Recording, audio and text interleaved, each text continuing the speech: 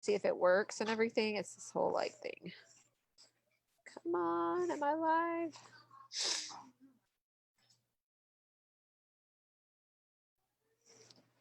Setting up.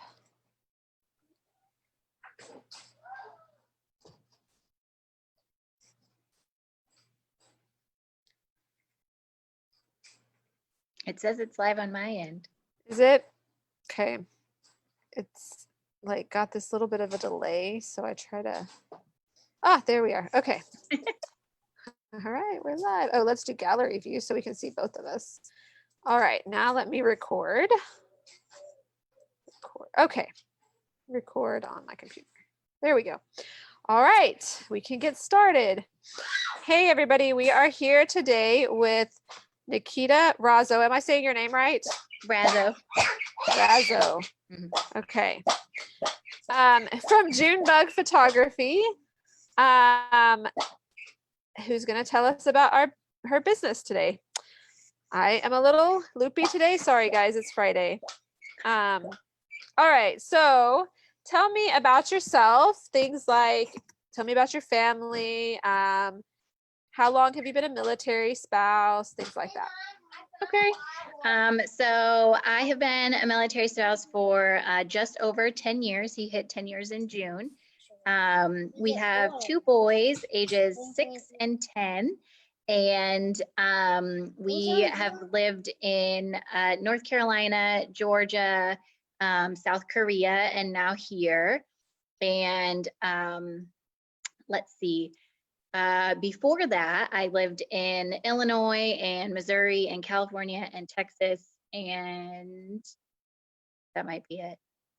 That might be all of them. But I've been all over the US, all over the world, if you count living in Asia and all the traveling we did over there as well. Let's see, I have an engineering degree that I never got to use because I graduated in 2009, which was like the height of the recession. And so instead of getting a job in my degree field, my husband went into the Army instead. Wow. I bet a lot of us have degrees we don't use. Probably. But that's a good one. Right. Yeah. I was super excited about it, especially when I was getting it. But all the places that that were hiring when I graduated, they wanted you to have at least 5 years experience, which I obviously didn't have. Right. And so it just didn't work out. Wow. Well, maybe something to fall back on if necessary. At this point, I feel like I've dumped most of it in lieu of all of the photography knowledge that I have. So like, I don't even think that it would be worth it anymore. Yeah. And your experience is there now. So. Right. Cool. Well, let's see. Did you mention your kids? Tell me. Yes. My boys were bringing me unexploded fireworks. Oh, so no. Like, I was trying to, as you were talking, so sorry. I was like, no, you can't play with this. No, yeah, mine just came in. I've got a neighbor down the street that watches them while I work. I had a cake smash session this morning. Nice. And because I messaged on my way home of like, I have a Zoom meeting. Yeah. Just kick the boys out. Nice. Send them home. So. Wow. Okay, so tell me about your business. You're a photographer, but tell me about because you definitely have a niche that you work on. So tell us about that. Yeah, so I specialize in maternity, birth, and newborn. I didn't start out specializing in that. I kind of shot everything, especially that first year when I was just kind of learning the ropes of owning a business and all of that. And so like my very first year, I did 2 weddings and very quickly decided that they were not for me. And so those were the only 2 weddings I've ever done. I did a lot of family sessions. I did my first birth my very first year as well, and instantly fell in love and knew that like that was the direction that I wanted to go. Yeah. So I think I was like 3 years in before I decided to like only do family sessions for repeat clients and focus my training and just my business in general on the maternity, birth, and newborn. I know, being a mother myself, very rarely am I in the pictures that we take and post on Facebook and all of that. Yes, you can. And so I feel like moms deserve more than selfies with their kids. So I do my best to make them feel as beautiful on the outside as they do on the inside, and just capture those moments for them of brand new babies as they get started down this journey of being a mom. Yeah. Yeah. Neat. So I'll speak from experience, and there's probably people out there that, I mean, I know birth photography is fairly popular-ish now. I would say much more than it was, like, say 10 years ago. Right. Or let's see, David's 10, 15 years ago, it wasn't quite as popular. I had a birth photographer with one of my kids. I have 5 kids, and only one of them do I actually have professional photographs from their birth.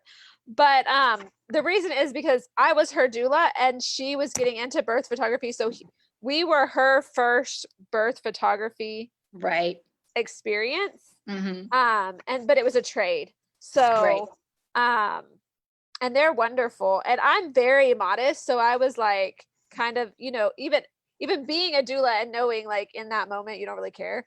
But and he was my third. So I mean, I was well aware of the fact that at that point you don't care anymore. But it's definitely and I'm saying this for people out there thinking, oh, I don't know if I want a photographer there, those are precious, precious pictures for me. Like, they're amazing. And since I was her first, like, every year on her anniversary, she, like, posts the pictures again. Right. So she reminds me all the time. But it was not, like, weird to have somebody there. And birth photographers, the good ones, do, like, they don't train as doulas, but they take a lot of extra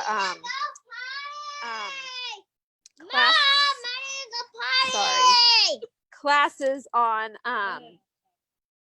being a support person and not just another body in the room, not being they specifically train on, that is not a smell I should be, what is that smell? Oh my gosh.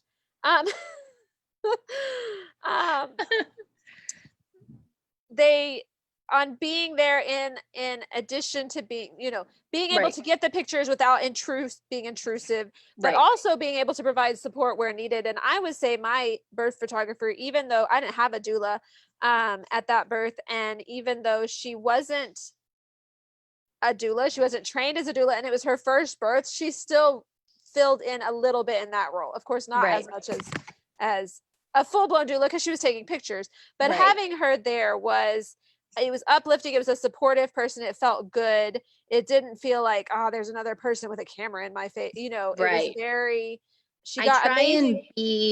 I try and be more of like a fly on the wall. Like, my main goal is for you to not even notice that I'm there.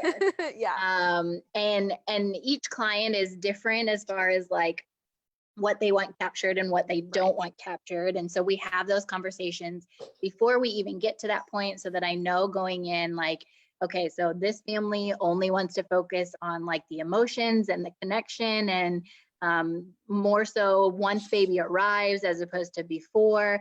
And then this client wants, like, everything, because they've discussed with the midwife, and dad is delivering baby, and so, like, they want all of it. And so, like, I've got different clients that want different things, that are comfortable with different things. And so, I always make sure going in that I have those guidelines, so that I'm getting what they want from having a birth photographer.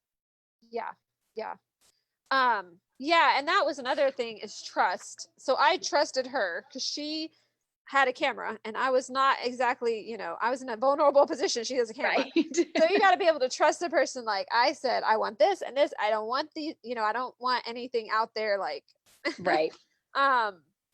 showing anything. And she was very good about not even, deleting whatever, just, it wasn't even included in the CD. So, but I would say, both birth photographers I know are all really they're really good about that. They're very respectful. Right. I feel like all of the birth photographers that I know are very passionate about birth in general. Mhm. And so they don't, like, none of us want to do anything to like discredit the sanctity that is birth. Right, We right. want to leave that intact, Yeah. not only for our clients, but also for the images that we show, Yeah. you know, that aren't our clients. And so it's very much a sacred space for mom and her partner and the new baby and the siblings, if there are any. And so like keeping all of that Right. as the main focus and you know. Right. Give me 2 minutes. Sorry.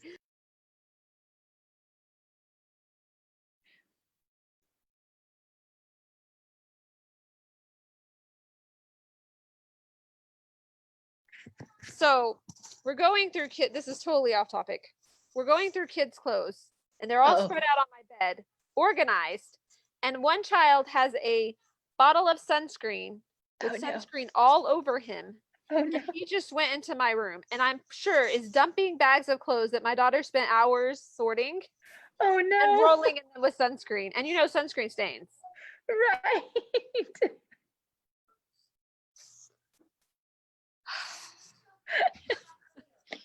They always So find a way when you're busy. I'm I telling know. you. I didn't know this was going to be a comedy act today, but we're just going to throw that in there too. My daughter says I should just wear a GoPro and just day-to-day life, just walking around, and then There you like put it go. on YouTube and entertain people. Okay, I need you to stay there and I just need you to stay with him.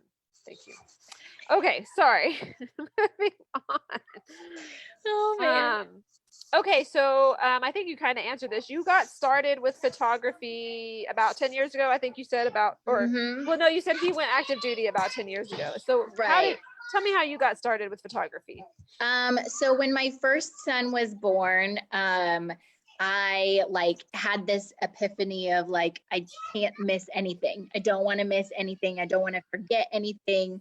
I don't want these memories to go away. And so I originally like dove headfirst into photography because of him, so that I could take pictures of literally everything that he did every single day, and I would always have them. And then I started having friends and family asking for pictures and all of that. And so I had finally reached a point where I had enough people tell me, like, hey, you should think about starting a business. That, you know, my husband and I sat down and we talked about it, and we were like, what's the worst that could happen? So uh, my son was born in 2010. I started my business in 2013. So I had 3 years of like playing with my camera and learning my camera and, you know, taking pictures for friends, family, whoever, before I even decided to start my business. Because I wanted to make sure that I like knew the ins and outs of the camera and what I was actually doing before I started taking people's money to do it. Because I didn't want anybody to like be mad at the results, or, you know, come back and just be dissatisfied or like mess up during a session, or, you know, whatever. I didn't want to have any of that like in the back of my head. And so I made sure that I knew like everything that I was doing before I even started. And then in 2016, um, I opened my first studio in Savannah. And so I got into actual studio lighting instead of just natural light. And studio lighting is a game changer for sure. Um, it's definitely it definitely takes trial and error and learning and all of that, but it's way more manipulative than natural light. Like you legitimately have to know what you're doing Mm-hmm. with light in general, to do studio lights, as opposed to natural light is just there. So it's definitely harder than being a natural light photographer, but it's a lot more fun too, because you can manipulate studio lights in so many different ways, whether it's backlighting or silhouettes or you know, there's so many different ways to manipulate it in the studio, and I just love having that ability. And so that's where my primary focus has been since 2016, when I opened my first studio. So that would be that would be more newborn in studio stuff with the studio Yeah, lighting. so Like at a birth, actually, you wouldn't have that. right. However, I do use a flash on my camera at birth. It's not the flash that comes with the camera because those are junk. But it's an external flash that I attach to my camera. And most of the reasoning behind that is because more often than not, babies are born at 3 a.m. and there's no sun at 3 a.m. and they turn the lights down in the hospital rooms at 3 a.m. And so it, the flash is very quick. It's brief. I always ask the moms if they mind if I use flash during birth, and all of them have said no, they don't mind. And so it just makes for better final product when you use the flash. But yeah, I've also transitioned my maternity sessions to be more in studio as well, because I can just I don't know, I can just do more. I like it better. So you were in Savannah in 2016. Uh-huh. So we left Savannah in 2014. Oh, did you? Yeah. So we probably know some of the same people because Probably, that birth world is small. Right. And so I did all my doula training in Savannah. Okay. Yeah. You probably knew what's her name? The Art of Birth. Dusty. Yeah. Yeah. She's not doing that anymore, I don't think. Oh, she's not? I don't think so. Oh my goodness, I didn't I realize could message her and ask her real quick. Didn't realize she wasn't doing it. I don't think so. I mean, we left Savannah and went to Korea, and I was kind of like, so you're out of the States world for 2 years. So she might have stopped while we were there in Korea, but I didn't even realize that. Her birth work is so good. Sorry, my kids are asking me for something. This is just, they're usually, I can make them go away for a little bit. Right. Yeah, so out of the loop. Yeah, so 2 of my kids were born at the birth center there. Okay, awesome. Yeah, I think I did two or three births while we were there.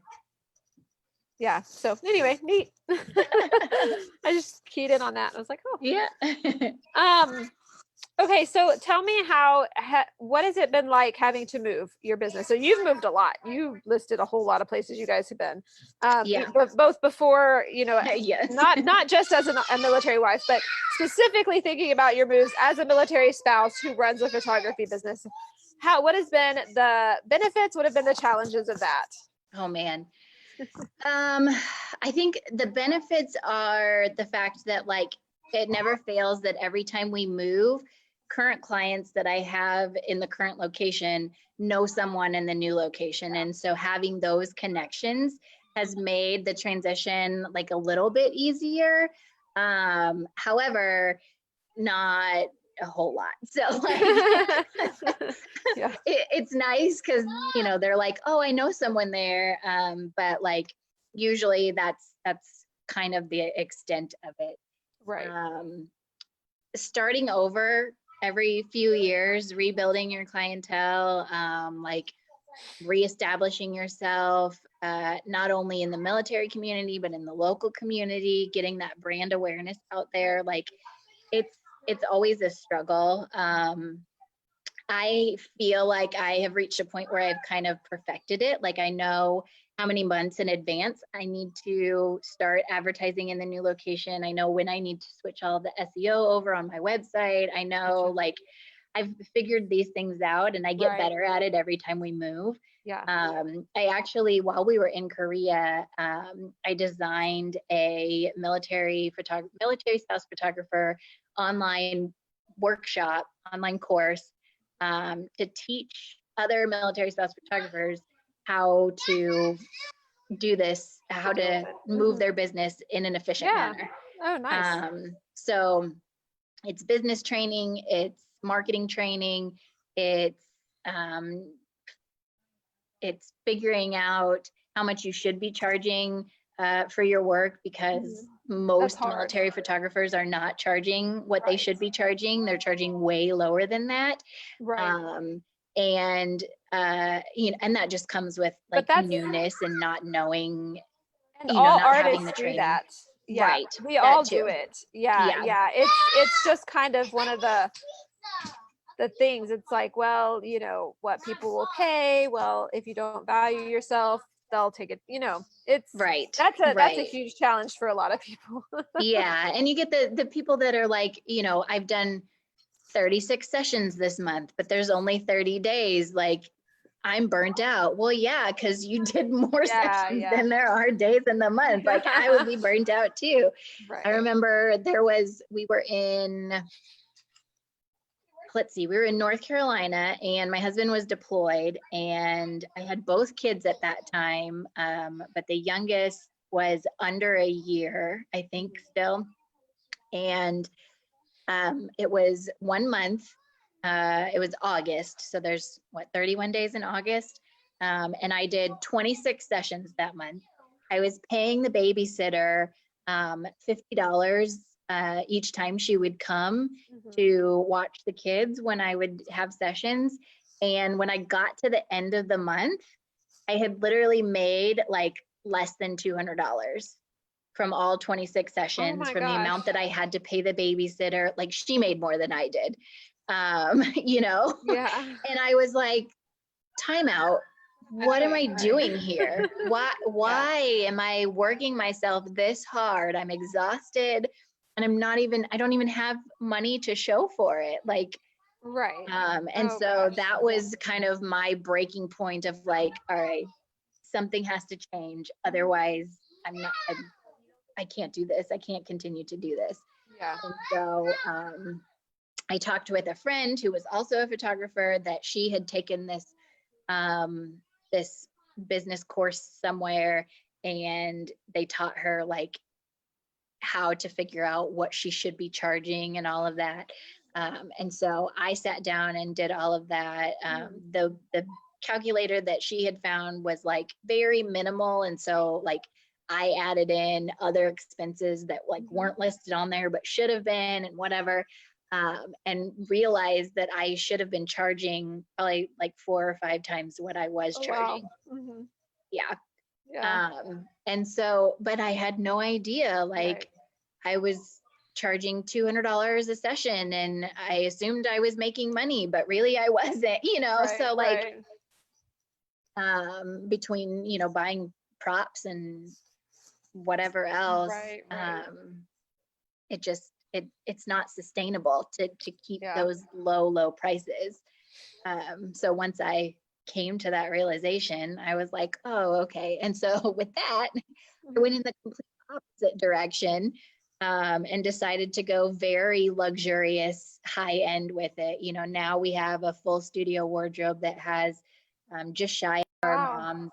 moms. We have, I provide complimentary professional hair and makeup for my moms for their maternity and their newborn Wow. sessions. Mhm. You know, we specialize in heirloom artwork, not just digital files, because as a mom myself, I was like, okay, so I have these digital files from this session, right? I'm going to print them out.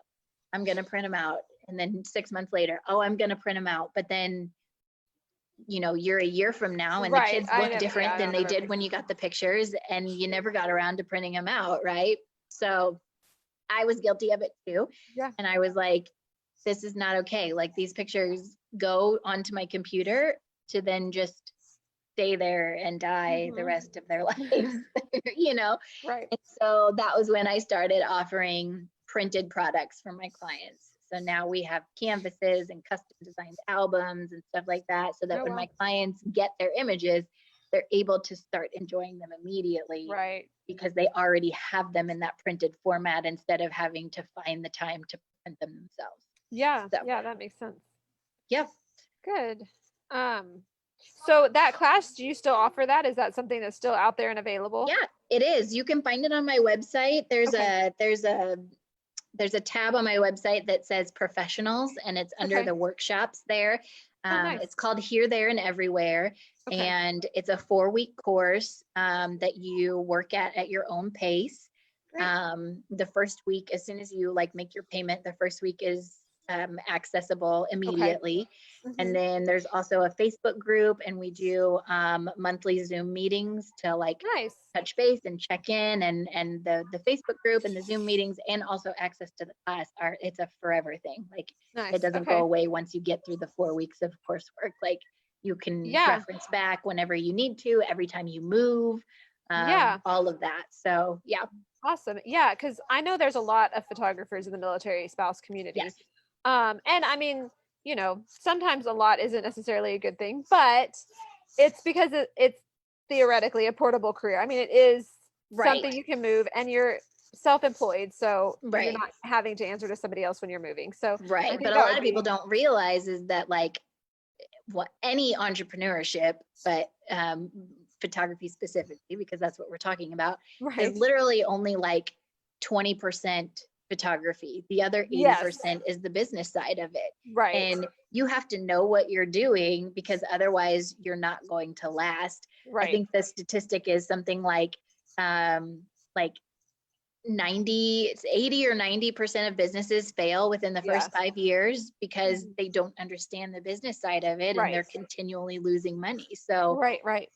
Yeah. So that I think would be a really good resource for the folks out there who see this, who maybe are getting into photography or in photography or thinking about it and yeah, because you do need that business side of things for sure. Yeah. yes. Awesome.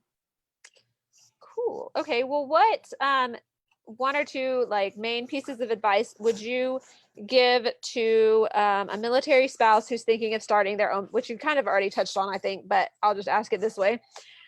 Starting their own small business, no matter what that business is, like what Right. just business advice would you give specifically for military spouses? Figure out all of your expenses to operate that business.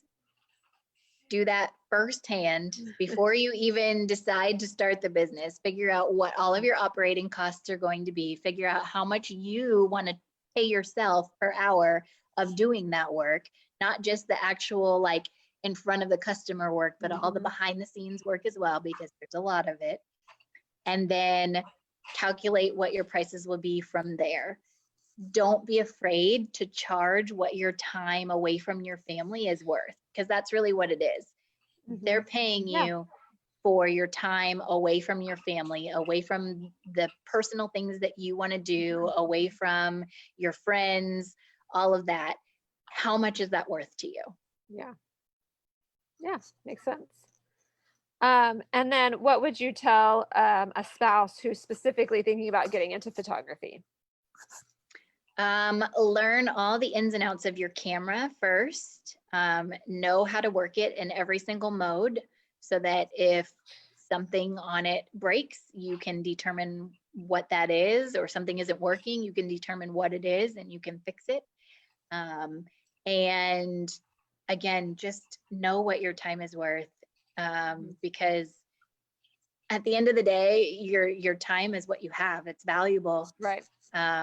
And if you're making less than minimum wage because of what you're charging, it's really not even worth it to have your own business, because it's with the amount of time that you have to put in, making less than minimum wage. I mean, you might as well just go get a job at Target or something. Yeah, why bother? Because you're going to be working fewer hours at Target, making more than minimum wage, than if you're owning your own business, working like 80, 90 hours a week with all the behind the scenes stuff, making less than minimum wage. So yeah, definitely. That's a good point. Yes. Yeah. Well, how, since we are in, this COVID pandemic thing, how's business been going with that? What have your challenges been? What have you faced due to that? So really, every time we move, I allow myself like 6 to 8 months to reestablish and get that brand awareness out there in my new location. I hit 6 months in March. Oh gosh. Yeah. So all that momentum that I had in that first 6 months coming into March basically just hit a wall, because at that point I couldn't do anything else. Everything was closed. I wasn't allowed to be open because I'm not an essential business. So like I'm essentially starting over in that 6 to 8 months of all of that rebuilding. And Wow. so not entirely, but like it feels like it some days. Yeah. I did book 3 consults this week, so like that's Great. a bonus. So things Yeah. are starting to slowly get back to normal. And I think a lot of it also has to do with the like the income uncertainty of like people don't know if they're going to be making money again, or when they're going to be making money again, or how much money they're going to be making, Right. because they, you know, maybe they're on an hourly rate where, you know, they don't have those guaranteed hours. Right. Right. And so, you know, there's all that uncertainty with all of this. Right. And so that makes a difference, especially for a high-end business that charges more anyway. Right. So, you know, but I do have people that are coming in. I have I did my first 3 sessions end of April timeframe. Okay. They were newborn sessions that had been born at the beginning of April, and the moms were like, I don't want to wait anymore. Like, I can't miss this stage. And so, you know, I got it. I get it. And so we went ahead and we did them, and we were very cautious about it. Right. And, you know, I've tried to stay quarantining as much as possible because I know that my clients are in that high risk category. Right. And so I'm trying to, you know, mitigate yourself, those, yeah.